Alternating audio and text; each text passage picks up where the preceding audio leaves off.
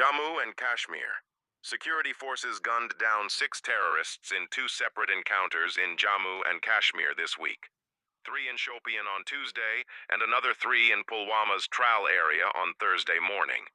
The operations were carried out based on intelligence inputs, and investigators are now probing a possible connection between the slain militants and the recent Pahalgam attack. According to sources, mobile phones recovered from the encounter sites could provide critical leads.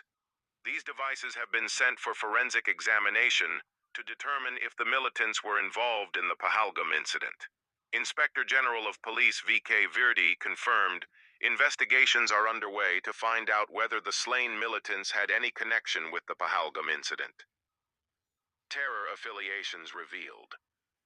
The 3 militants killed in Shopian have been identified as Shahid Kuta, Adnan Shafi Dar, and Ehsan Ahmed Sheikh. Army sources revealed that all 3 were affiliated with the Pakistan-backed terror outfit Lashkar-e-Taiba, LET. Notably, the Resistance Front, TRF, which claimed responsibility for the Pahalgam attack, is known to operate as a shadow group of LET.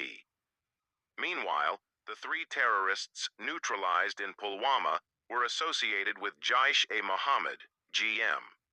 Investigators are not ruling out their involvement in the Pahalgam attack either. NIA takes over the Pahalgam probe. The National Investigation Agency, NIA, is leading the investigation into the Pahalgam massacre. As per intelligence reports, 5 to 7 militants were involved in the killings in the Bisran Valley area.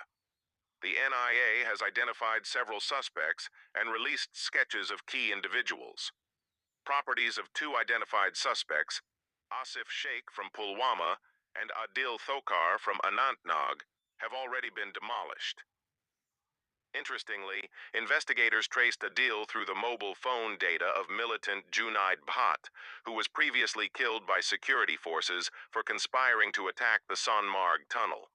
Authorities believe more perpetrators of the Pahalgam incident could be identified using similar methods.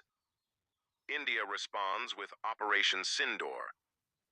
In retaliation for the Pahalgam attack, Indian forces launched missile strikes targeting terrorist hideouts in Pakistan-occupied Kashmir and even in Pakistan's mainland, under the covert mission named Operation Sindoor. According to NIA sources, 50-year-old Sheikh Sajjad Gul is the mastermind behind the Pahalgam massacre. A top TRF commander, Gul is a resident of Rawalpindi, Pakistan, and also goes by the alias Sajjad Ahmed Sheikh. He has a long record of orchestrating terror attacks in Central and South Kashmir from 2020 to 2024, including grenade attacks and the killing of a police officer in Anantnag in 2023. A reward of 10 lakh rupees has been announced for information leading to his arrest, although his current whereabouts remain unknown. Focus on local support networks.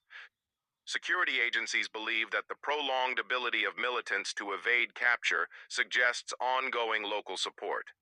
Identifying these local collaborators has now become a top priority for the intelligence community. Baloch rebels.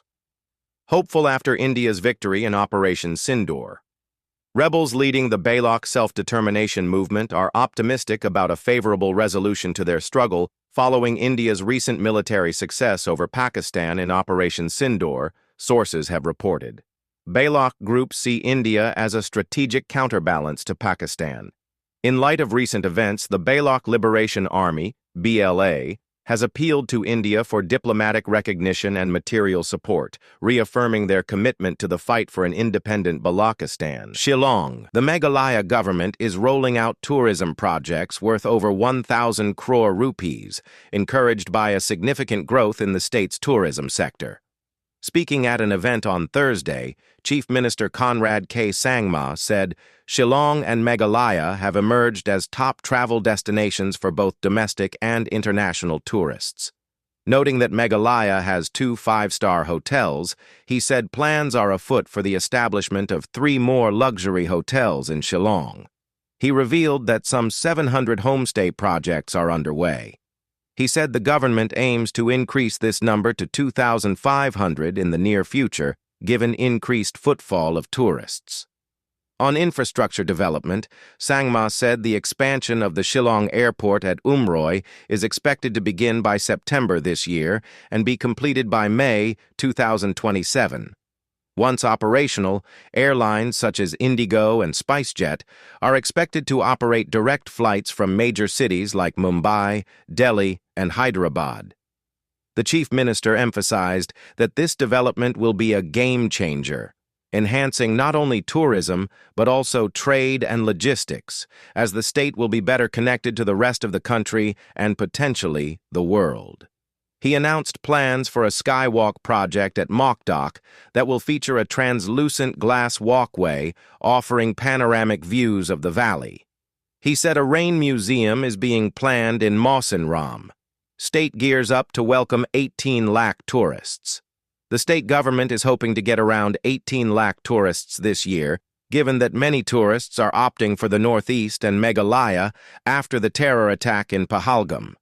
Commissioner and Secretary of Tourism Department, CVD Diengdo, said 16 lakh tourists visited Meghalaya last year, and they stayed in the state for at least one day.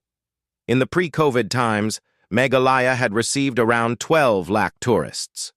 Diengdo said the flow of tourists into Meghalaya increased after the Pahalgam incident.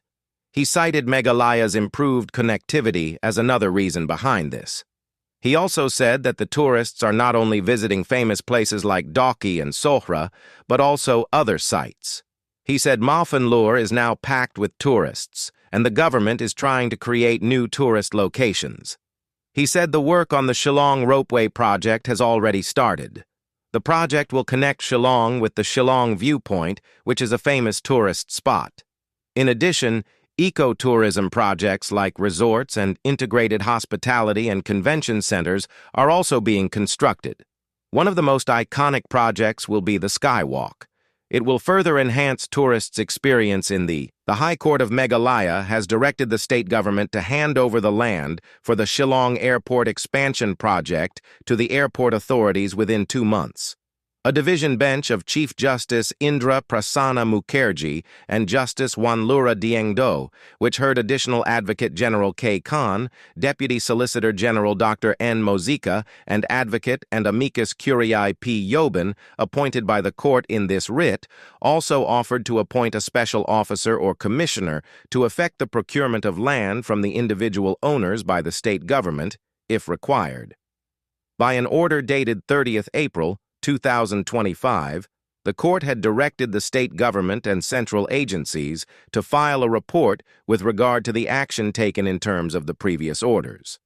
The Additional Advocate General submitted why the acquisition of the required land to facilitate the project had not been made, adding that the process of acquiring land has been initiated and that the cabinet approval was awaited and likely to be made soon. What we had understood earlier from the submissions made was that land acquisition through the procedure under the Land Acquisition Act would take an inordinately long time, and that for the purpose of speedy acquisition and handing over of the required land to the airport authorities, land would have to be purchased from individual owners by the state government through private treaty. We only observe and direct that formalities to be observed are the concern of the state government, the court said in an order.